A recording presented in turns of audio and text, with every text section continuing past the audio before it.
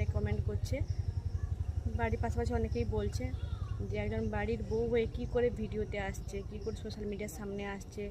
এছাড়া আমরা ফেসবুক আইডিতে যারা আগে আমার ফ্রেন্ড ছিল তারা অনেকেই আনফ্রেন্ড হয়ে গেছে, লাইক কমেন্ট শেয়ার অনেক কমিয়েও দিয়েছে, তো এ নিয়ে আমার কোনো প্রবলেমও নেই।